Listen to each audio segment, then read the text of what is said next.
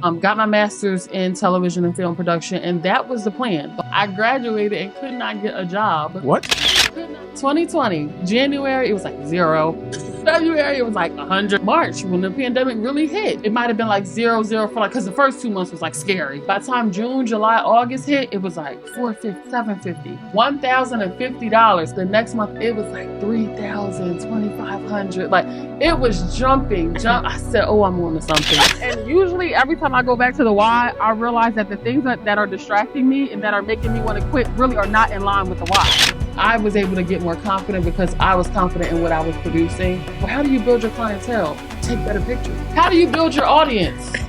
Shoot better episodes.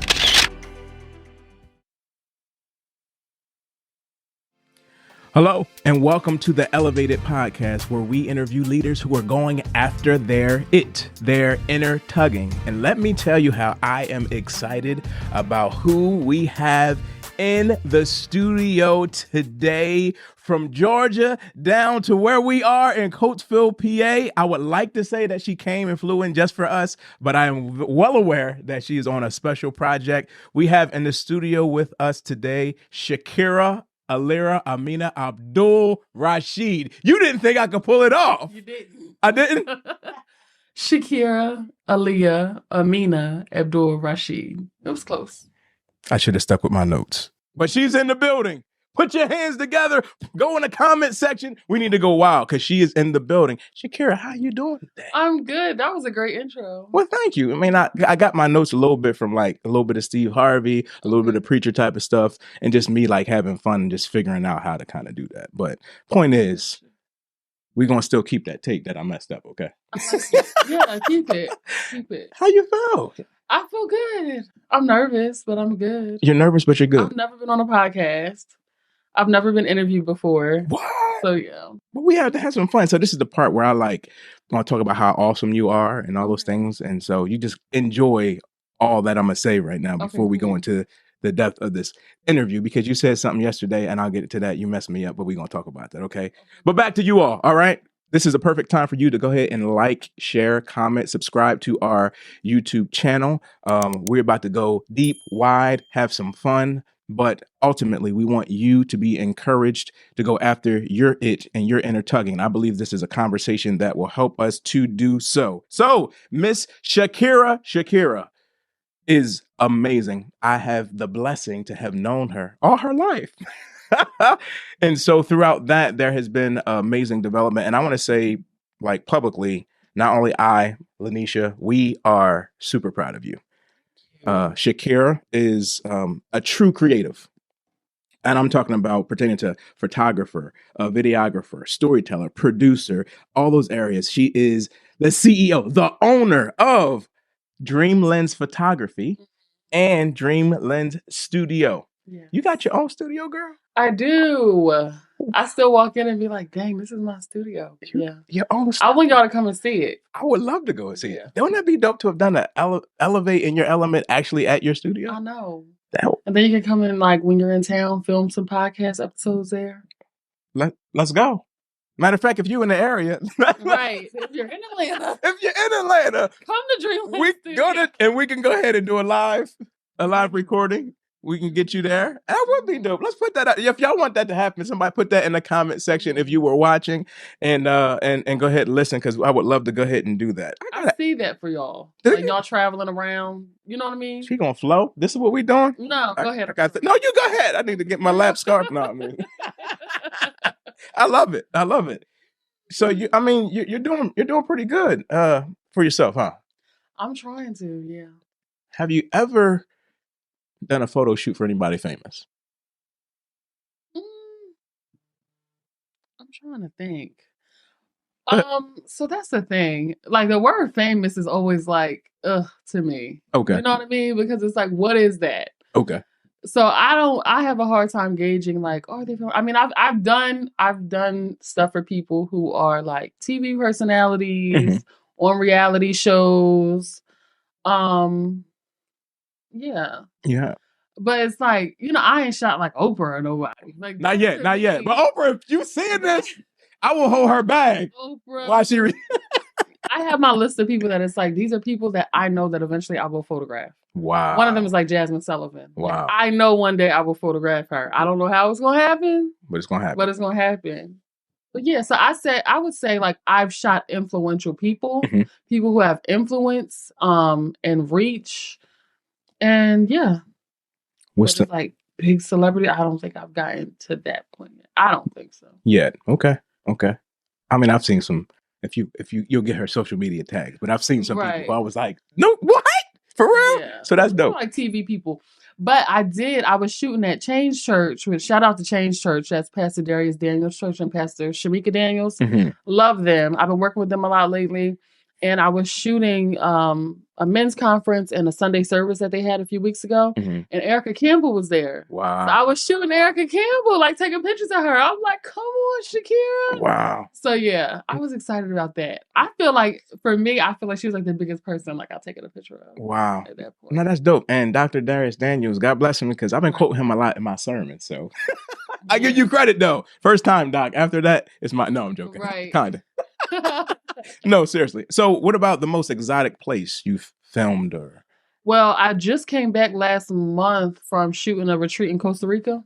So that was like the furthest place I've gone. I ain't getting no invite. Nothing like y'all that. are busy. Listen, I can carry a camera bag. I can whatever you need. At the time. Wow. But yeah, so went to Costa Rica. That was like shout out to Nikki. She's one of my clients as well. We've been shooting for a few years. She is a style coach. So she was a stylist and now she coaches other stylists on how to build and grow their businesses and everything. Wow. So she had a retreat in Costa Rica, and these women that she coaches or that, wanted to learn and share space with her, they came and, huge house. It was a beautiful experience. But part of that experience at the style expert weekend is that they get a photo shoot with me. So I got to like spend time with each one individually. That was dope. That's amazing. Costa Rica. From Coatesville to Costa Rica. Coatesville to Costa Rica. Maybe that's what I named this joint. I don't know. Coatesville to Costa Rica. That's cute. I like it. No, that's dope. That's dope. I'm super proud of you. I mean, like, I think we're probably one of your biggest fans. Like, seriously. And I mean that, like, from the bottom of my heart. We are super, super proud. I got to know, though, like, where did this come from? Like, has this always been within you? What was the journey? Like, let's just go back. I'm going to throw a random number out there. Like, Shakirah at, like, 13. Like, what was you desiring to be from 13 to, like, how you got here? I always wanted to do something creative. I've always been a creator. I've always been a dreamer. I used to daydream constantly. That was my thing. That's why dream is in my business. I keep it in there because for me, it's like every day, I'm still daydreaming. I'm still dreaming about, what's going to come down the road. But like every day for me, it's like I dreamed about a lot of this stuff. Not like in a dream, but daydreaming. Like I feel like I got to be like the poster child for a daydream because especially when I was like a teenager, if I felt like where I was in life or my circumstances at the time weren't what I wanted, I would just daydream about where I would be and it would make me feel good. Wow. You know what I mean? Wow. So that's important for me. Like looking back, I feel like anything I've ever gone through, it never took me under because mentally I wasn't even there. Like I was always thinking about, okay, well, one day I'm gonna be here. Like, so I would literally just sit on my bed and daydream about being successful and having my house and traveling and like all these things that a lot of things that are happening now, and granted, a lot of it didn't happen the way I thought it would, but it's happening. Wow. So, wow. When's the first time you picked up a camera? Honestly, I did not pick up a camera until I was in college. So let me go back because that's what I was going to say. 12, 13-year-old Shakirah, I knew I wanted to be a creator, but I thought I was going to be an actress. That's what I wanted to do.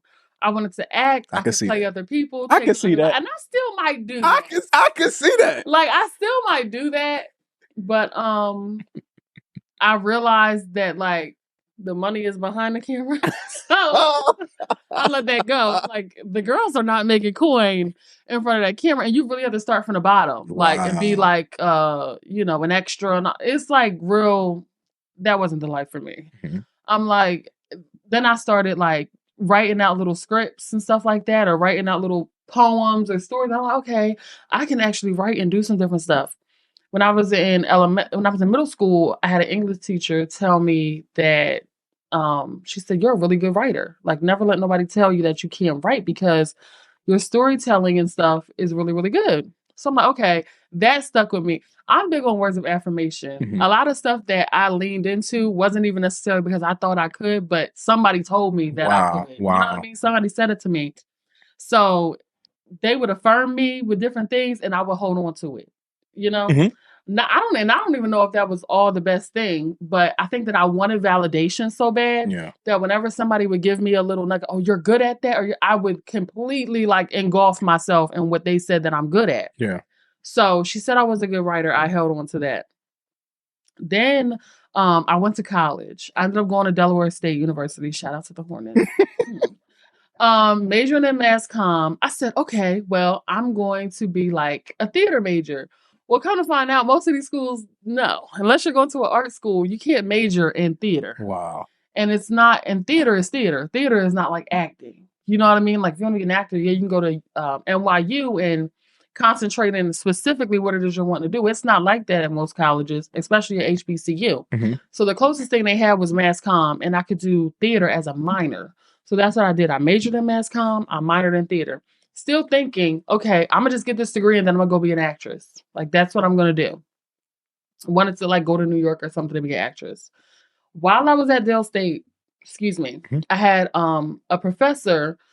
She was like, again, like, you're a good storyteller. Her name was Miss Perrine. Shout out to Miss Ava Perrine at Delaware State University. She's like still one of my favorite people on earth. I haven't even talked to her since I graduated, but you know, some people just leave a mark on you. Yeah. And she was one of that people because she reminded me of myself. Like, she was small, but she was like about business. Like, she was serious, but she also had like a love about her. Yeah. And I like that because I'm like kind of like a serious exterior type person, but like people could still feel the love from her. And I'm like, that's what I want to kind of embody. Like, I want to be strong, but not too strong. And she was like that. So either way, she said, you know, you're good at storytelling and everything. Miss Perrine was the advisor over the radio station. And she said, I have this idea where I want to do something called, the radio station was called The Hive. Okay. Because, you know, Dell State is the Hornets. It was called The Hive. She said, I want to do something called Hive Tales where different people go on the radio and tell, like, write out a story or, you know, might write out a script and the different characters talk it out. Kind of like, you know, a TV show kind of on the radio, like just voices. Right. And I said, wow, like, that's a good idea. Like, I think that'll be really dope. So either way, she asked me to get involved with that. Now, I'm a visual person. So I was like, well, what if I write it for the radio station, but I cast people on campus and we film it and we put it on the TV station. So she said, yeah, let's do it. Like, I love the idea. At that point, I didn't even realize like what that moment was. That was a turning point, like, for everything. Wow. Because I ended up literally like I wrote out a whole script. We held auditions on campus. Yeah. I found guys on campus that had cameras and could shoot, and I told them what I wanted to do. Literally, like, rolled up on them. You put your whole business. That was your first business you put together. Yeah. So you got a camera. I was producing, and I didn't know. Wow. I produced a web series on campus. We did one season. It was super successful. We had rehearsals. Yeah. Like, thinking about it now was like insane because it was like a cast of like 10 to 15 people. And we held the auditions at the radio station. People came in, read sides, like, and I taught myself this. Like, this wasn't even stuff I was learning. Wow.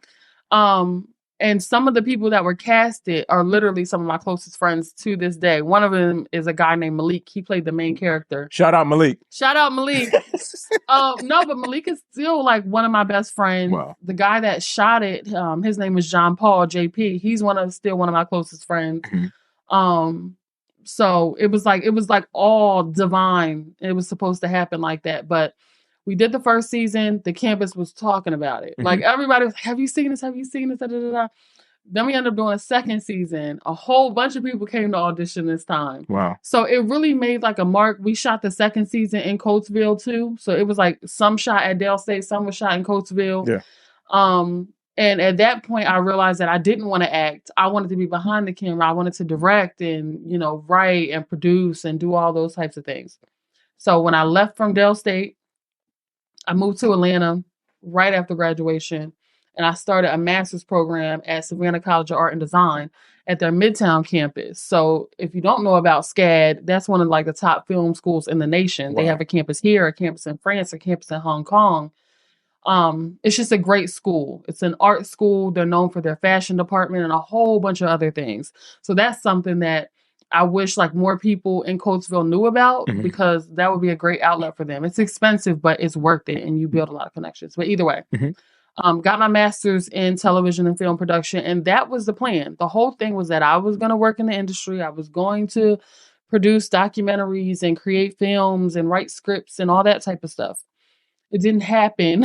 I graduated and could not get a job. What? Could not get a job.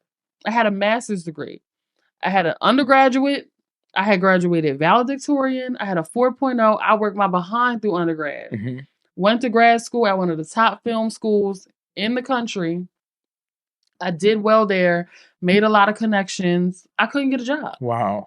My only options were to go on set and be a PA and make like $100 or $125 for a 14-hour day.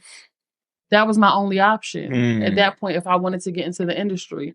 Or work on like little indie short films and still not really make any money, but have more maybe creative control. But at that point, like I needed something bigger. When I graduated from SCAD, I had a son at that point. So it was like, yeah, I can't do that. Like I can't do the struggle till you come up thing. Like that wasn't my ministry. I never wanted to be like broke, struggling, trying to get a foot up. Either way, the pandemic happened and no one was filming. Prior to the pandemic, I had started taking pictures here and there and I was interested in it. But I didn't think it was going to be like a big thing. The pandemic happened. Nobody was filming. Then I really started jumping into the photos because at that point, my thing, if you look at my work, it's mostly like natural lighting, outdoor, like that's really my vibe. So I can shoot outside. We could be more than 6 feet apart because, I would make sure I would have lenses where I could see them and not be close to them. Yeah. It was perfect. Hold on. You're about to tell me your business really started in the pandemic? For sure. So where you are now started 3 years ago. For sure. I was working when the pandemic happened. I was working for Home Depot at their corporate office, working in I was like a call rep. You know what I mean? Customer service. If they had an issue, they called in, that type of thing. I had worked for Home Depot for a long time. Even when I was at Delaware State, I worked as a part-time cashier. When I moved to Atlanta, transferred to an Atlanta store, then moved to the corporate office. So I was committed to the company, but I wasn't happy. My whole thing was, I'm only working this job until I make it. With a master's degree. Still working at a call center, making $18, $19 an hour with the master's degree. So what was the shift? How did I'm going to come out of that, I'm going to go full time, I'm going to do what I need to do? What was that push? Well, the more I leaned into photography, the more it leaned into me, and I started making really good money. Really good money. To the point where 1 month, let's just be real. I'm going to just say the numbers. Because you know what? I feel like a lot of people, they talk about stuff like this and they don't say what the numbers are. Okay. And it's like, for me, it's like, I really need to know. Like, I want to get a gauge. Right. How much money did you make to where you was like, okay, I'll quit or whatever. So let's put the numbers on the line, right? I was working at the corporate office, right? You see, I leaned in when she said that. Go ahead. I was working at the corporate office. Yes. I think at that point, they're giving me a raise. I had finally hit $20 an hour. After insurance, taxes, all that type of stuff, if I work all my hours and maybe even do a little overtime, I might have got $1,400 every 2 weeks. That ain't enough of money. It's not enough money, especially now. It's not enough money. So you double that, right? Let's say $1,500. Let's say I was making about $3,000 a month. I was doing my photos on the side. Oh, I wish I had my planner. I keep a planner. I write everything down. And every month I write down what I made doing photos, what I made in my corporate job, and whatever else. And I also tithe, but that's another story. We can come back to that. Because we got to touch on that because that's a big part of the story, right? So, I would write it all down. So each month at the top of my planner, I would say Dream Lens Photography Made, and I put the number. Next month, Dream Lens Photography Made. I kid you not, Christian. 2020, January, it was like 0. February, it was like 100. March, when the pandemic really hit. Yeah. It might have been like 0 for like, because the first 2 months was like scary. Like we wasn't really doing nothing. By the time June, July, August hit, it was like $450, $750, $1,050. I remember the month I made $1,000. That was literally 2-3 years. That was like 3 years ago. It's not like that far. I was blown away. I made $1,000 in 1 month just taking pictures. It within like a month. 1 month it was like 1,000. The next month it was like 3,000, 2,500. Like it was jumping. I said, "Oh, I'm on to something." I can feel it. My whole goal that year was like 2021. My whole goal that year was I have to hit a month where I make 10K. I have to. I know I can do it. I know it's possible. I said, when I hit 10K, I'm quitting my job. Like when I can hit 10K consistently, I'm gonna quit my job. 2021 happened and I was doing it. I had hit a 10K month, but then the next month might have been like 3,000. It was so up and down. I was scared. Okay. I didn't want to make the leap because then what would I do the month that I only make 1,500? Right. You know what I mean? What would I do then? So I kept finding excuses. Well, I'm gonna quit my job when this, when that. 2022, it was May. I had shot a conference. I had, I had shot a retreat. I had did all these different things. That month, I had made over $15,000 that month. Taking pictures, made over $15,000 that month, right? Then on top of that, consistently months after that, I was consistently like hitting 10K, like at least, right? One of the retreats that I shot, I don't remember the exact numbers.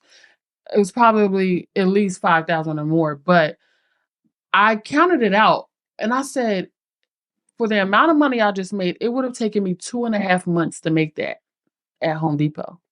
And I made it in a weekend shooting. I'm like, wow, if I could do this, if God can put me in a position to do this, and I'm only giving this business about 40% of my time and attention. Only 40%. Only. I was still working a 9 to 5, Christian. I still sat at that desk from 8 a.m. to 5 p.m. Monday through Friday. And outside of that time, I was able to make $15,000 barely committing to this business. If I stopped and said, you know what, I'm going to give this 100% of myself, what could I do? So that was May. I took the next few months. I stacked up. Holidays came. I worked a whole bunch of overtime. I was making buku money through that company because it was like I knew I was going to leave the company. Wow. By the end of the year. December 9th, I put in my 2-week notice. December 22nd was my last day on the job, I believe. December 26th, I signed the lease for the studio. December 27th, we moved into the studio. February, we did a grand opening. And here we are in October. So it's like, this is still very new. Yeah. Like, this is all very new. Yeah. And I'm gonna be honest, I don't regret getting the studio, but it's very expensive. The studio is in a prime location in Atlanta. It's right on the Beltline in the middle of Midtown. Another transparency. It's at least $4,000 a month to keep that place running. That's before we touch the utilities. And it's on peer space. So it's like the goal was, okay, people will rent it out. It'll pay for itself. We're not there yet. Wow. We've had months where it almost paid for itself that month, but we have months where it did nothing. So, I'm still faithing this thing out. Yeah. But I know that this is this isn't happening for no reason. Yeah. Let me pause you because you said a lot. And I want to go back when you were even talking about your teacher and other people, because you said your words of affirmation, one of the love languages. If you haven't read the 5 love languages, Dr. Gary Chapman, good. Okay. Not just for relationship, for life. But anyway, words of affirmation is one of those. So when did it click for you? Because you were kind of, and correct me if I'm wrong from your story, like, I'm not just operating off of my belief in me yet, right? I'm hearing what you're saying. Okay, I can kind of see that. I'm gonna move forward. But it had to click where you were like, no, I believe I can do this. Like, I'm not just operating off of the area of the words for affirmation. Because I think somebody's sitting there listening to your story, they're encouraged, they're great. Like, that's power. But when did that thing shift? Do you know, like, when it shifted from just words for affirmation? Because it seasons people don't say nothing. Yeah. But you still got to have that. You still got to go. Yeah. Right. Do you know when that took place for you or anything? And go ahead. I feel like when I reached a point where people were coming to me for advice, like looking to me. Yeah. So like I started offering photography training courses, and people really started booking them. Yeah. And then I think through hearing me teach them, it was like, I actually know what I'm doing. I don't know why I'm questioning myself. Okay. I know what's going on, but I just feel like too, like I've always known that good things were going to come from me being here. You know what I mean? So that keeps me going too. How would you say somebody can help build that confidence? First off, have you ever been in a place where you have not been confident in self or your gift? Absolutely. Okay, so Christian, you know that. Right. What was the exact question that you said though? Well, the area that I'm on topic. Yeah, just like the confidence piece, right? Like you came from a place of, I'm not saying it was insecurity, but I'm saying a place where I'm verbally being looking at people who are like affirming me. Now I believe that thing. Like, so how can you help somebody who needs that self-belief? Like, how do they build that confidence? How did you build confidence? I think that for one, you really have to get to know yourself and be comfortable with yourself. Because for me, especially when I was younger, you know, with so many people around, I realized when I went to college that I wasn't even comfortable with my own company. Like I wasn't even comfortable. You mean by yourself? By myself. Wow. I was so used to being, you know, my mom's house, everybody was there. In Linda's house, everybody was there. It was at any given moment, you'll be in a house with 8 people. I had never spent time alone. I've always had siblings. I've always shared a room. I had never had to just be with me. I'd never had to just deal with me. So the first thing was like, yeah, I wasn't confident in myself or my abilities or what I was doing because one, I didn't even know myself. I didn't even know who I was. That had never even gotten to a point. So I knew what I liked and what I wanted to do, but I hadn't even thought about what God's plan for me was. Wow. You know what I mean? Like I was just going on my own stuff. Then when I got to a point that I realized that, okay, it's not even just about what I want or what I like or what I want to do, but God actually had a plan for me. That's the part that got me. Jeremiah 29:11 has carried me. Literally, all my confidence really comes from like that verse. Wow. Because I believe that it's true. I know that it's true. So I stand on that. A lot of times where I like question things that even business decisions I'm going to make or whatever, or, you know, which way to turn, I remind myself of Jeremiah 29:11 because it's like, I'm good. Like he got me. He doesn't want to harm me. Like this is going to work out at the end of the day. So I held on to that, trying to build a relationship with God and really get that intimate relationship with him. I just can't stress that enough because it lets you know, like, first of all, a lot of times when you're questioning yourself, you're really questioning God too. Wow. So it's like, I had to check myself on that. That helped me like really get to a point to where it's like, I'm good and I got this and I'm going to do it and we're going to press forward because it's like, it's not just when I realized like everything I'm doing wasn't just powered by me, like I'm powered by God as well. Like it's going to happen. Like, so that made me stop questioning myself so much because I realized every time I questioned myself, I was questioning God. Okay. Sorry. You're good. Your confidence. Okay. So now I'm confident. And then we're talking about the area of like the success. Cause we're talking about like 3 years time frame when you really. Yeah. Do you think that connected? Like once I became confident, like I seen a shift or no, like I'm still dealing with the area of confidence. Like, is there a connection? I think that it all ties in, but part of it is the work and your gifts will make room for you. Obviously I couldn't just be like, oh, I'm going to be an amazing photographer. and just be out there shooting anything and it grow. No, the work, you know, it grew and I became more confident because I was creating work that I could be confident in. And that's what I tell people. A lot of people be like, well, how do you build your clientele? Take better pictures. No, seriously. How do you build your audience? Shoot better episodes. You know what I'm saying? Quality. Okay. Have more important conversations. So I got the most expensive equipment. No. That's quality, right? No. Okay. Quality is the conversation. Quality is a conversation. Because at the end of the day, when people go on YouTube and they're watching your podcast, 90% of them aren't even looking at the camera. Wow. They're in the car driving. What are you talking about? Okay. You get what I'm saying? Have important conversations. Talk about stuff that other people don't want to talk about, but that we need to talk about. Yeah. Like even the money and all that. The real stuff. Not the filtered. Yeah. Like we rented this house, we're in front of it, but really when I go home, I'm with my mom. What's really going on? Okay. Like that's what people really want to know because people are really lost. Yeah. So it's like the smoke and the mirrors and the highlight reel, that's not helping anybody. You know? So that's where I would say the majority of the confidence came from. I was able to get more confident because I was confident in what I was producing. I knew that what I was doing, everybody else couldn't do. And yeah, it was like it couldn't be toyed with. It's like even now with my rates. And this is something I'll say too. For people that offer services, why are you laughing? I love it. I love it. It shifted. Okay. This is what I'll say too. Because a lot of people will question their rates, right? If you offer a service or I don't know what the price is, I don't want to be too expensive. I want to make sure, you know, do I want more people or do I want quality people? When, first of all, whatever your rates are, that's the only way that's your way of communicating to people what your value is. You know what I'm saying? I do. Go ahead. So let's say I take pictures and I charge $50 an hour. Okay. Your quality is going to be $50 worth an hour, you know, worth of quality. If I'm looking for a photographer for my wedding and your rates are $50 an hour, I don't want you shooting my wedding. Regardless of what your portfolio looks like, you just told me what you think you're worth. Wow. So why would I want you shooting a wedding that I'm investing all this money into? Right?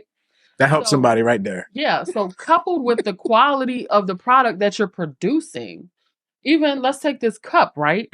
If you make this cup and it's a pretty good cup. Amazing. Shout out to Lanisha. Shout out to Lanisha. As we're sitting here, the microphone's peeling off. Yeah. I don't care what your website looks like. What are you producing? What is the quality that you're putting out into the world? Wow. That's what I care about. Wow. And then I asked you to do 10 mugs and you said, oh, it's 10 cents a cup. Something's not right. But somebody wants that 10 cents. And somebody is out there. Hold on, no. And right, they gonna say, you know what? If I get 100 of them, can I get them for 5 cents? Listen, that's what I was going to say. I guarantee you, every time I drop my prices to accommodate somebody that I felt like, oh, well, that would be more in their budget and try to be more budget friendly, those are the people they come back and they ask for a freaking discount. Or they don't want to pay the deposit. Or, you know what I mean? It's just shenanigans. Yeah. To where it's like, when I started, I focused on my craft.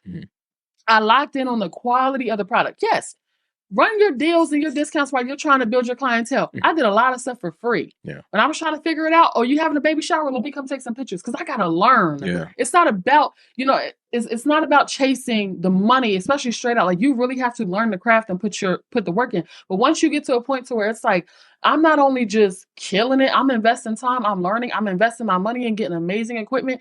You need to be paid what you are worth at the end of the day. Because again, people are going to look at your rates and that's what you think about you. Wow. Why should I think that you deserve more when you only think that you deserve this? That's what you think your quality is worth. How do you know if your quality matches your rate? Because somebody might hear that and say, look, no, I got you. I'm going to go ahead and do $300. Look but they got 50.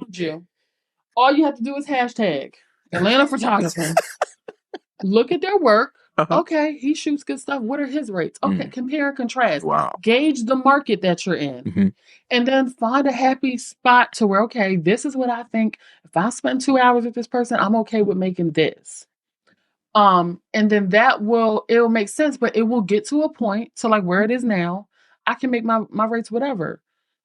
I don't have to because before, when I first started, people would question me then, well, why is it this much? Can you do this? What if I do 2 hours? Can we bring this down?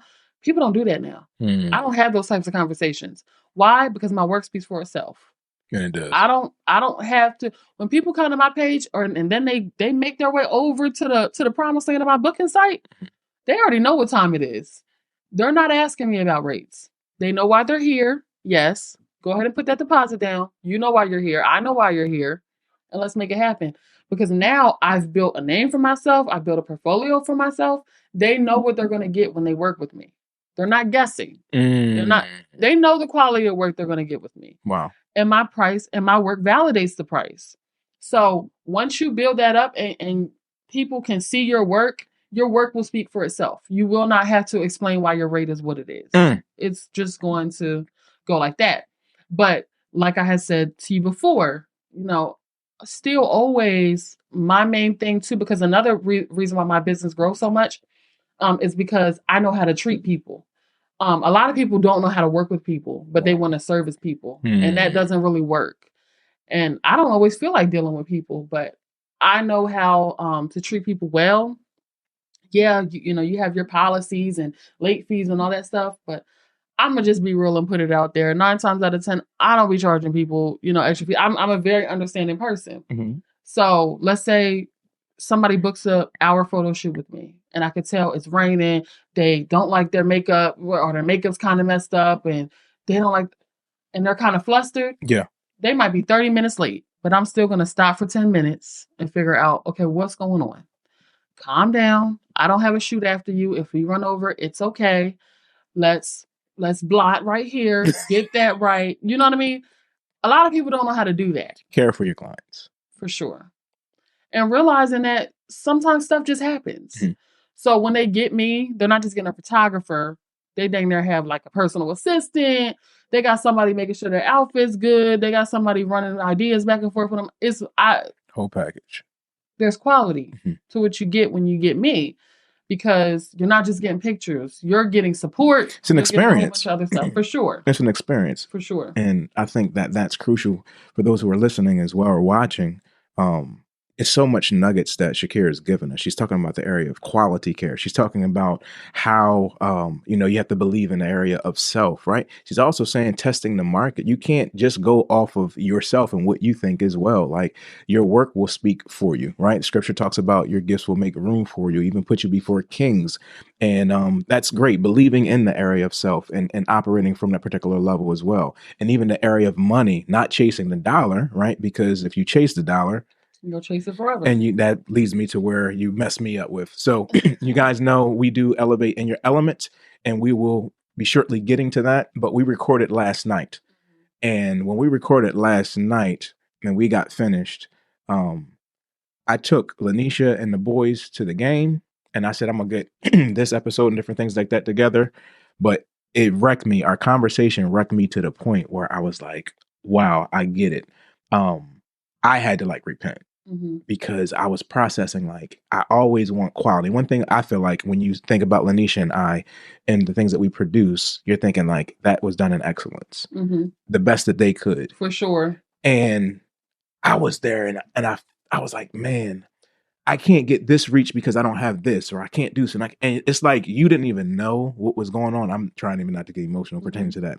You didn't even know what was going on last night. But I wrote this. I heard this from Holy Spirit last night when I left you. And I thought I was coming home to work on some stuff, but what happened was God started to work on me. Yeah. And I put in my notes, management over money. And I put, because that's what I believe I was hearing the Lord say. He said, manage well what I have given you before you ask me for more. And if you manage at such a great level, you won't even have to ask me. I'll just give it to you. And when you're talking, it hits me the area Lanisha and I, and even our church family, have been talking about the area of management. It's 4 things that the Lord has been dealing with me. It's mindset, it's it's character, and management. And we've been talking a little bit even about Joseph and how Joseph was in prison. right? But Joseph was leading in prison because of his management. The king, or Pharaoh saying, I need somebody to interpret this. His gift made room for him, took him out of a place of prison, put him there, and now he's second in charge to go ahead and manage. It's a famine in the land. Right. Guess what? This dude is not in angst in the famine. You are in a point in place where it's terrifying, right? Pertaining to COVID, and people are panicking and doing this. But in famine, they knew that they can get, because it wasn't just about a picture at that time. People were holding on to an area of like, I need assurance, I need hope, I need joy, I need this. And you were able to provide something in that land, in that area. And so it's those things that hit me to help re-engage. Yes, I want to build. Yes, I believe in making money. I don't think it's a sin in being wealthy or anything like that. Right. But re-engaging the quality that we're doing and how are we managing well what God has given to us. So it's like management will make room for more, and more isn't always money. Right. Even the parable of the talents, or the prince in Matthew, I think it's 25 or something like that. Parable of the talents. Check that out. I don't have it right before me if I'm misquoting that, but it hit me there. There's management. Like the parable talks about, like one is given 1 talent, one's 2, 1 5. It's like, and they multiplied it. So my management should end in the area of multiplication as well. And then that is the area where God says, look, I gave you this, you did this with it, you multiply the area of the investment, and I can trust you with it. You've been faithful with whatever you have. And now I'm going to go ahead and bless you with more. And seeing your life, seeing where you are, I think you're a perfect representation of what that looks like. Because everybody doesn't, they can see this, they can see that, but realize, oh no, you were trusted with this. And you may have started out with this type of camera or this experience, and then this happened, and then you were able to go ahead and multiply that. So if you're listening and watching, like, what are we able to multiply? Genesis talks about be fruitful, multiply. That's not just production, right? But it is production, not just sexual or anything like that. I mean, the area of producing what God has given you, and we have to distribute that. So thank you for being an example of when God gives you something, going through the area of the journey, and then going the area of multiplying it. And for us, we're asking God for more. Let's do some self-assessment. Yeah, because that's the thing too. It's like, obviously, we're the same. We're always thinking about what's next. Mm-hmm. We're always wanting to climb and go, but it's like sometimes, okay, we're like, okay, but I'm trying to be here. Mm-hmm. That's my problem. Mm. I'm always, and I told you this before, I'm always thinking about what's next. It's hard for me to sit in the now. But a lot of times we're so focused on the next, but it's like, look at everything I gave you right now. Right. Like, even something that Lanisha had said last night. She had said, yeah, we did it with this, and then we went and bought another one, and I thought about it after the fact. I'm like, that's big. Because a lot of people can't just do that. You know what I mean? I just went and bought another one. Mm-hmm. You know what I'm saying? Mm-hmm. That we're talking about a device. Like, we're not talking about a cup. Mm-hmm. Like that, there's money, there's funds that go into that. Mm-hmm. So even having the ability to do that, to see like, okay, this product is working, I need another one and I can go get it. Mm-hmm. That's a blessing inside of itself. Mm-hmm. You know what I mean? So, and building, because let's put that out there, right? I don't want you to think at this moment in time, even where we are, we're starting with what we had. And that's what I want to encourage y'all with. Like, I had the excuses too. Lanisha's the one up. Hey girl, how you doing? She's like, we can just get started. We can have one angle. I'm like, nope, I want 3 angles, right? Because this is, the quality because let's just be real. Like right now, what I'm competing with is attention. If somebody has a higher quality camera than what I do, if you don't know who we are and you're not here because you know Christian or Shakirah and you're swiping, you're like, oh, that's bad quality or whatever. You have to have so it's attention. So it's a part of that where I do get it, right? But I think it's finding the best where you can afford it, where you can start at. So I kept saying, well, now I need a $3,000 camera. I need this camera. I look at this or I look at that. And I was like, I have to get this message out. For sure. And you know what happens is this, because y'all are just starting this. Mm-hmm. What episode is this? This would be 5 or 6. We fresh. Okay. This is the ground level. Mm-hmm. First of all, I walked in here, you got lights. We got 3 angles going up. I got a personal close-up camera. Y'all got a monitor. It's blacked out in here. They have uplighting. This is a heck of a startup. These microphones, I was looking, I said, where where did they get the mics from? And it's mounted to the table. And was the table already here, or did they put it like I had questions, and y'all are just getting started. First of all, the branding of it all. Shout out to Expanding Brands, Lanisha. Expanding Brands. You have mugs. You have the Dag-doing t-shirt on that I want. I'm so glad we got to this moment in the conversation, because I've honestly been wanting to give y'all flowers about this. When you had came, because you had one on yesterday too, right? Yeah. And again, I had to sit with myself, because I'm like, I've been doing Dreamlands for years now. I don't have a shirt. I don't have a hoodie. I don't even got a business card in my pocket. That's the area that I need to do better with. Which proves you don't need all that to get started and be successful. But you don't. Yeah. However, it shows how much you care. It shows how much you care. How much y'all care about what y'all doing. And I'm like, I need to get on that. Because, no, for real. Because it matters. And just to have those small nuances that really take it to the next level. The conversation would be the same even if this wasn't here. But it looks amazing. You know what I mean? But what I was getting to, I'm sorry, I got sidetracked. My point was that y'all are just starting out and building this baby and really, developing it. Very, very soon, y'all are going to have 4K cameras all around. Y'all going to have y'all strobe lights. Y'all going to have everything that y'all need. And everything that's going to, and y'all really going to have to leave this space soon, because it's not going to be big enough to hold what y'all are doing. You know what I mean? You're going to have people coming in with their teams and all that, and they're going to need places to sit. And you're going to, how y'all be doing stuff. Y'all going to we need more. We need to, I already know. So this is going to grow really, really fast to where y'all are going to outgrow this space really, really fast. But what happens is, once you're like, okay, this quality is exactly how I want it to be, people, when they find that clip that's going to go viral from your podcast, might be this. They like to, it could be. They like to stroll. I do that. When I find a podcast that I really like, or something that's new, or somebody that says something funny, and I click on their page, I love that I can keep going back and seeing old stuff and watch episodes that were shot a year ago and all that. So this is going to get us moment. Don't worry about that. You know what I mean? You need all this here for that to happen. Okay. You know what I mean? This is the scroll down episode. Wow. That they're like, okay, well, let me see what they got going on. Let me see how they start. You know what I mean? It all makes sense. Wow. It's all going to work exactly how it's supposed to work out. It's going to make so much sense a year from now. Wow. Why y'all had to start with what you have. Wow. I received that. I'm grateful for that. I know you're amen in that, aren't you? Yeah, because she's just like you are. She's like, it's fine. It's this. I'm like, no, you seen the camera Shakirah had. You seen this. You had all that. That's just where I'm at, because whatever. I'm being transparent as well. I'm like, oh, no, that's not that level. And you come in here, I'm like, they coming in here like, oh, look, like all that. Like, this is what it is. But trust me, if it was my mind, you're right. I'm like, honestly, no. This is what I'm telling you. It's like these phones really are everything. These phones are shooting in higher quality than a lot of these $5,000 cameras. And that's what people are not realizing. Wow. You got to figure out what's going on with the system, the exporting, the something, all that. A lot of people are turning on the cameras and they're not in the right settings. Spend time. I keep telling people that. Spend time to learn your phones, because it'll save you a lot of time, a lot of energy, a lot of resources, and they're doing a lot of good stuff. There's been stuff that I've shot on the camera, and my assistant shot it on the phone, and I preferred what she shot on the phone over what I shot on the camera.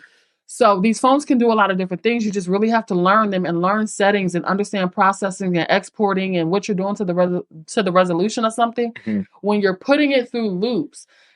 When I say putting it through loops, that's just anything, right? So like any photographers that might be watching, if you take a picture and you upload that picture into Lightroom, then you edit the picture, then you export it. You just took that picture through a loop, and then you sent it, or then you uploaded it into the Dropbox, and then that's another loop. Then the person downloads it from Drop. Every time you're looping content, quality pictures, whatever, you're compromising the resolution and the quality of it. Wow. So you have to figure out how to do your systems and loop it as little as possible. That's a big thing with pictures too. So that's just a little tip for photographers and stuff like that. Like, it does make a difference. Wow. Like, what are you uploading your stuff to? You know what I mean? Like all that stuff, because a lot of these things are compressing your files. You could teach a class. For sure. I actually have one. You have a class. Thank you for plugging it. I do have a one-on-one training class. where I work with photographers, whether they're beginners or trying to learn certain crafts, whatever. It's a 4-hour session. I teach them all the technical stuff. Then we have lunch, and then we sit down and we actually do a photo shoot. Well, now that you put it there, we might as well get all your tags and your social media stuff. So let us know where we can follow her. Y'all need to follow Shakirah and all her pages. Instagram. Okay. It is dream_lens, LENS photography. Dream_lens photography. The studio is DLS.ATL. That's DLS for Dreamland Studio at DLS.ATL on Instagram. Okay. There's a TikTok. I think it's the same thing. Dreamland Photography. And they can book whatever they need to book. Find you. You fly. You for sure. Go everywhere. I travel. Yeah. I want to do more stuff in PA, but they be playing with my time out here. I don't know what's going on. We can't play with our time in PA. All right. Yeah, so I mean, if people want to shoot, I will come and I will do it. But what I've found is that, especially when it's like, I feel like people that know you, and maybe you can help me with this as well on how to deal with this. I feel like when they know you, they value you less. Oh, I really think that's a thing. And what you were saying is about having that confidence and seeing the value in yourself. I struggle with that every time I get off the plane here. I feel like sometimes, and it might not be intentional, but when people are familiar with you, they'll have you questioning who you are now. You know what I mean? They'll try to take you instantly back and almost be offended by the growth. So that's one reason why I be kind of chilling on shooting out here now. But yeah. Yeah. We could go on different. I'll just say that Lanisha and I hadn't started getting clients. You had something you was going to say? Good. I mean, feel free. It's facts. She said it's facts. Because she's in a whole different world as well. But I know we didn't start getting clients for coaching or taking them from people that we knew till, what is it, last year? Yeah, we were coaching. We've been coaching since 2015. Because for some reason, it's like they need the world to validate you first. Well, yeah. But we are in a social proof. So I'm not judging it. Like I get it. Even the scripture talks about like a prophet is no honor in his hometown. Like, so it's like, even from the biblical, like I understand that area where it's like, well, I seen you grow up and I seen you do this and I did that. Well, who are you? And it's not necessarily negative. It's just the area. Well, I went to school with you. You going to charge me this, you're going to do that, whatever the case may be. But when we first started, it was like the area of like marriage and relationship. And we had to get that, like, wait a minute, we're coaching people. Like, when you get finished working with us on relationship side, before I started coaching pastors and leaders and different things like that, it's like, hold on. If you got that divorce, you'll be paying way more just to deal with that. We are giving life. We're doing what we need to do. So it took me a minute, because 90% of the income that I make is, from my chest up. Right. You know what I'm saying? Right. And so this is what God has gifted me to go ahead and do that. So I get that. And then we had rates, and we were talking about that the other day. I think when we first started, what was like our first premarital case, when it like $25 or something like that we were doing. What wasn't it? Yeah. Like, not even worth your time. Like, it was. But we had to start, and we just not even worth your time. Right. But and we've done them free, like, before that as well. And then Lanisha would get on me because she's like, always on the phone, you're doing this, you're doing that, you're helping all these people, and you ain't getting paid for it. Because I didn't realize that when I said yes to a phone call or a Zoom or anything like that, I was saying no to my family. Yes. So that hit different. So if I'm now going out to every event and doing this, now I'm saying no to my family. And if I at least going to say no to you and I come back, I should be able to come home with something. Yeah. And then when that shifted, that was rough for me, because there was some people that I was doing life. I was like, wait a minute, like, I'm coaching you. You're getting, even to this point, I can give a strategy to a business. And I've heard people say, oh, thank you for that, man. I had a $10,000 deal pertaining to that, or a $40,000 deal. And I was like, nabbit, like, I should have just put you through my coaching program. I got wisdom now, though, okay? You can't get me right now on a one-on-one coaching basis pertaining to that level at this moment. But I had to get over some things. Yeah. So we're similar in that. And it's not even if you're coaching, if it's your product. If Lanisha was sitting here with what she produces, somebody may say, I wanted a t-shirt. Well, that's high. That's this and that. She had to be okay. This is the quality that I give. But And that's the thing. It's just confirmation. Like God will really show you who you're supposed to be marketing to. Ooh, you know, that part. If y'all are offering something for $50 sessions and somebody says that's too much or they're complaining about that, that means they are not the people you're supposed to be working with. Well, let's be clear. It's nowhere near $50 sessions anymore. Whatever. But I got you. Whatever the price is. You know? Yeah. It's just, no. And somebody's listening and they're like, somebody needs the help and they need this or they need that. I will say this, one thing that we've done is this is who we are, but who we're not, we're partnered with. Right. So if you are at that point in that place and you desire this and you need this, that's fine. Well, we can partner with some churches and they do it for free. Right. And that's their heart and their ministry. We work with leaders and leaders know how to invest. For sure. And they realize that because too much is given, much is required. If their relationship, if their business is, that's a whole organization that goes down. That's worth millions of dollars pertaining to that. So it's different. You got to know who you are and what your oil is. For sure. And there's always one-offs. Absolutely. You know what I mean? There's always those different situations where somebody, you might feel like God's leading you to just do this for somebody. And that's different. You have the right to do that. But a lot of times you can do more of those one-off moments when your clientele respects your price point. That part. And honors that. I love it. Listen, I do want us to shift. We got to go to Elevate in Your Elements. Okay. What we recorded last night. They get this. It makes so much more sense. So listen, stay tuned. Right now, we're getting ready to transition pertaining to this. It's about to go deeper because somebody who said that they were nervous, went in last night. Okay. Special project she's been working on. So we're going to go to Elevate in Your Elements. And then from there, we'll be right back here at the studio. All right.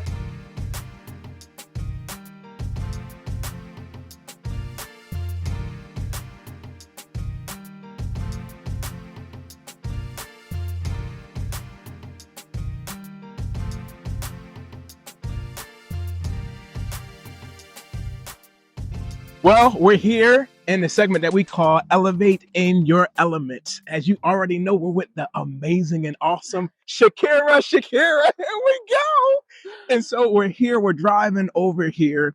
And thank you for giving us the opportunity to even kind of shadow what you're doing in a project that you're working on. But when I think of you, we've talked a little bit about this. You're creative. And we see the videography, we see the photography, all the awesomeness that you've done. But at some point in time, something had to happen that didn't go the way you expected it. Is that true? For sure. Okay. Yeah. So with that, I'm thinking about the person that's watching now and they're realizing maybe their career, maybe their journey, maybe their inner tugging is kind of going in a place where it's not mapping out the way that I've thought for it. Particular project, whatever the case may be. So what kind of word of wisdom or encouragement you would have who I deem as very successful? But what would you say to that person who feels like, I'm not sure, it's not panning out the way that I want to, and I think I want to give up? Well, my advice for that would be, it's funny that y'all are here seeing me film this project because I actually started shooting this project back in 2020, and I'm just now finishing it, and it's 2023. 2020. We started it in 2023. We had huge plans for it. We thought it was going to get funded and we were going to, be able to create streams of income and put ourselves on that. It didn't pan out to be that. But here I am 3 years later and I'm back and I'm finishing it with no budget, no plans to make any money. But I'm doing it because I had to go back to why I started in the first place. So that would be my advice to people that are struggling and thinking about quitting and giving up on something. I know for me, I had to go back to the why I started it, why I thought of it, why it was put on my heart in the first place. And usually every time I go back to the why, I realize that the things that are distracting me and that are making me want to quit really are not in line with the why. Right? So this project, for instance, there was a moment where I wanted to quit because the funding that I thought we were going to have was no longer there. And I was going to have to finance everything. I was going to pay for an editor, pay for the equipment, pay for everything, which I've done. But I was like, why did I start this project? I started it because I thought that it was an important story and I thought that it would be impactful and I thought that he deserved it. And in those moments that I wanted to quit, I was like, well, it's still an impactful story. He still deserves it. And it's still a story that needs to be told. So I was allowing money to make me want to quit.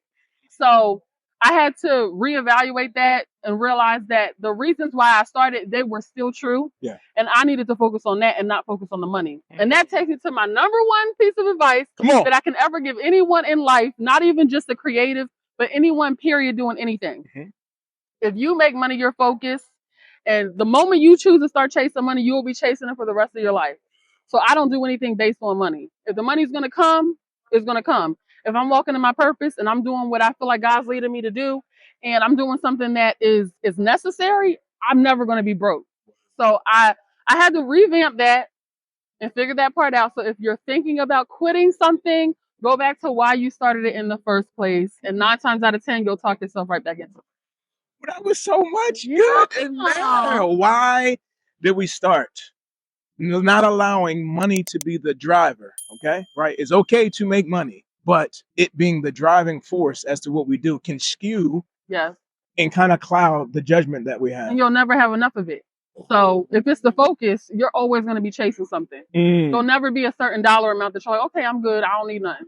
Like, you know, Absolutely. You're always going to chase it. So that can't be your focus. So good. So good. Wow. We're here elevating in our element. It took me higher. All right. It's time. I'm gonna be real. I'm like, yo, do we have the resources to do this or money that or this impact? But I'm sure favor kicks in. For sure. I'm sure if you are committed to God and what you feel that compelling that we talk about, like things work out. Right. And if you really want it, you'll do it without the money. Woo. Yeah. I almost dropped my mic with that one. If you really want it, you'll do it without the money. You'll do it without the money. I'm sorry. I'm done. She ruined everything in a good way. I love it. It's great. And it's encouraging me. So let's encourage you. Let's just be real. We started this podcast with not the equipment that we desired, with not everything that we intended. But we got to get the message out. You have a message. You have a call. You have a purpose. You have a design within you. Shakirah's here saying, look, I had no budget, but I'm here flying in. I'm from Georgia, flown in, doing what needs to be done. And she's still doing it. We're still standing. So we encourage you, move forward in the things that God is compelling you to do. It will work out. Living example and witness and doing amazing things. We encourage you. Thank you. Can I say one more thing? Absolutely. I'm sorry I messed up your closing, but it just hit me when you said it, right? Because when you said about the equipment, another thing I realized is that like the further you go and the further God takes you, those obstacles are only going to get bigger. So if you get caught up on these obstacles right now, 2 years from now, you're going to have even bigger obstacles. So if you quit on these ones, what are you going to do on the next ones? That I know for me, there was a time when I had started filming stuff and I said, oh, I don't have a professional camera, so I can't shoot it. Because my iPhone was not enough. I was like, I can't shoot it with a phone. I need a camera. Now I have a camera, right? And there's even times now where I'm like, oh, well, this only shoot on 4K. Now there's cameras in 8K. Now I feel like this isn't good enough. I had to check myself the other day because it's like, wow, God bless you with what you needed. And then you still complain. You know what I mean? You still found a way for it to not be enough. So that's what I would say too. Whatever resources you have, learn how to make it enough. Whatever step, whatever door you're trying to get through, know that you have exactly what you need right now to get through the door. And the next door will be a harder door. It might be more locks and he'll equip you with that too. But figure out how to get through this one with what you have. I'm going to see y'all back in the studio. Period. We're out. That's it. Shakirah, thank you. Absolutely. Absolutely. This episode so far, and I'm not, don't interpret that we done, okay? Because we still got 5 on fire. But I want to take this opportunity to give you a moment to just kind of share your heart and your mind. Again, entrepreneurs are watching, younger pastors, ministry leaders, so forth and so on, up and coming leaders all over, all the 7 mountains of influence. Creatives are watching. What do you have to pour into them? I want to give you some time to kind of just share your heart. So, I thought you were asking a question. Well, yeah. The question is, what can you leave us with? Like, far as a word of encouragement, something empowerment. Your whole awesome, amazing journey is great. We've seen the ups and downs. We've seen different things like that. There's power in partnership. There's power in all the things that we're doing. The whole thing is elevate it, your inner tugging. So people are watching and they're at a place like, I got something I want to go for, right? So somebody may be starting their business, starting their ministry. Somebody may be midway through it. Somebody may be terrified, just getting out the boat, so to speak. So what word of wisdom from your own journey would you leave them with? Something that can even equip them or help them? Well, I would probably just say keep going. That's the main thing. Just keep swimming. Just keep going. Pastor Nemo. Just keep going. When creatives come to me and they're frustrated or they feel like, their business isn't going how they want it to go, I just tell them keep shooting. That's all you could do is just keep shooting. Wow. Keep posting. Consistency. Stay consistent. Consistency. Every moment isn't going to be the moment, but you got to keep going.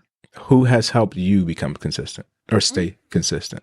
Is there anybody in your life with the area of, even let's just talk about, I don't know, the studio per se? Is there anybody who's been out there to kind of, they see you're out doing a business, but let's just be real. It takes more than an individual. For sure. For you to go ahead and do what you do.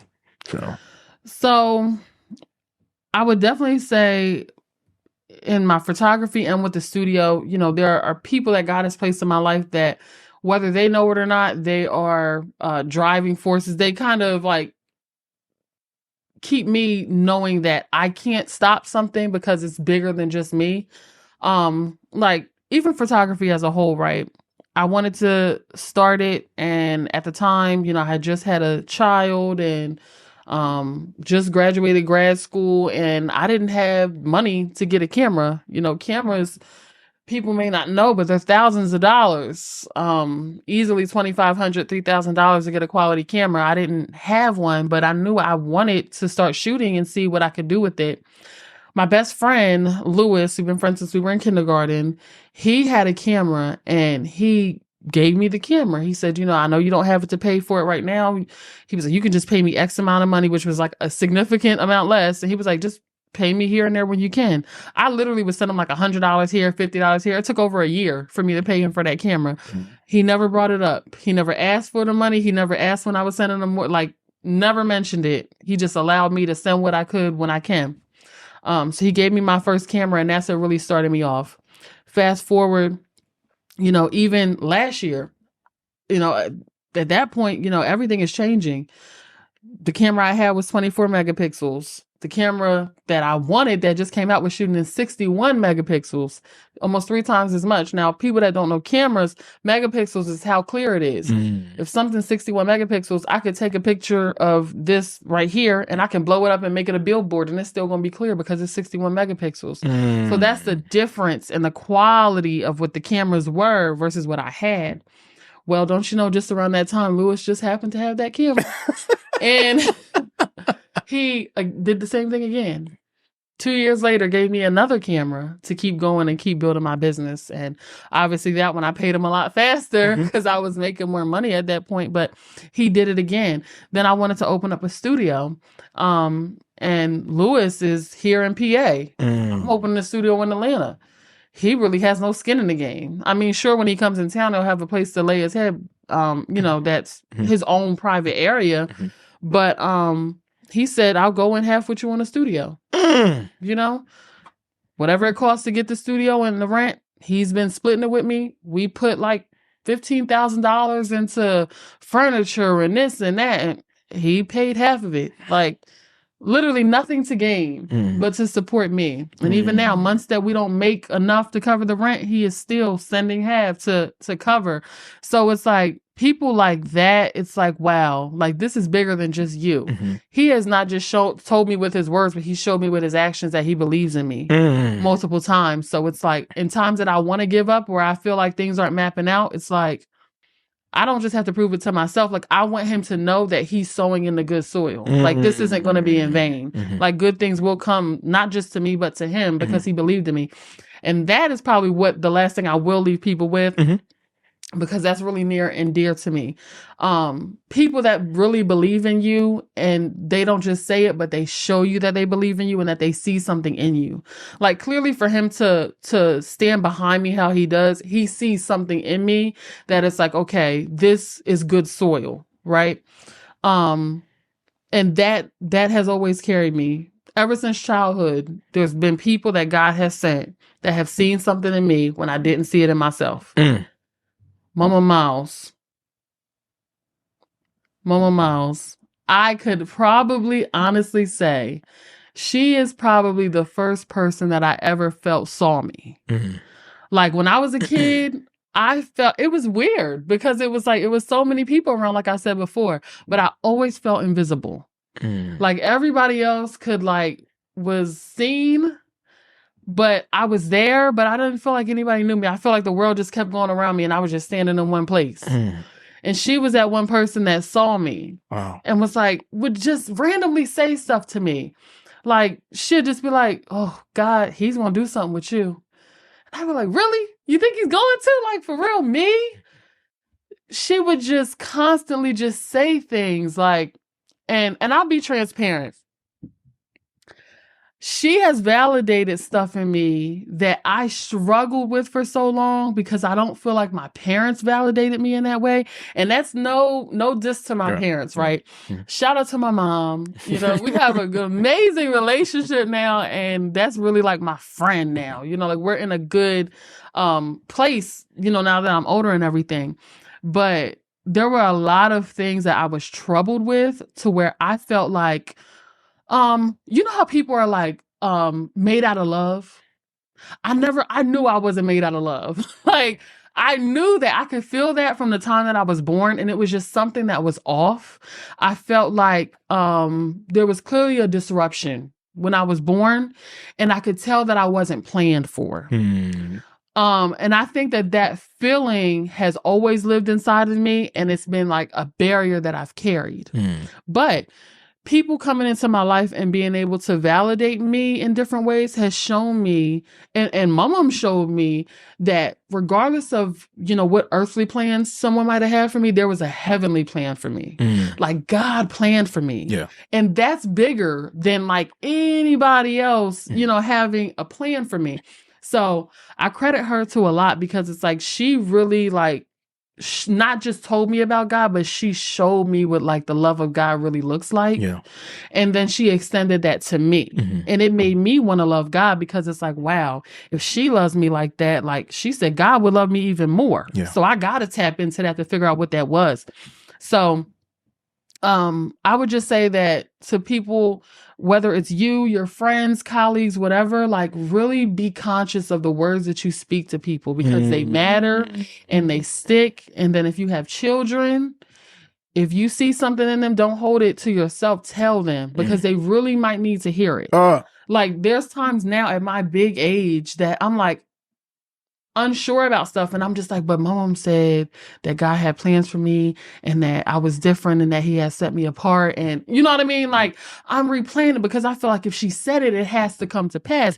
Like, of course God said it, but to me, it's like, it's God and then her and they like neck and neck, you know what I mean? Like, so I hold on to those things. So it's like your kids are going to do the same thing. If you tell your kid that, you know, like you can't get nothing right, that is going to replay and they're going to feel like they're never going to get anything right. Oh my God. So just speak life into your kids, to your friends. You know, even my friends, they'll call me or, you know, they'll just say like, you're really doing good. Like, I'm just proud of you. Like, they don't know. You don't know what people need to hear when you say it. So build people up, speak life into them, speak life into yourself. But especially as creatives, like we really need to hear those types of things because we live in our heads a lot of the time and we'll tell ourselves 1,000 things that aren't true. But if we're not hearing it from somewhere else, we don't believe it sometimes. So your words. I love it.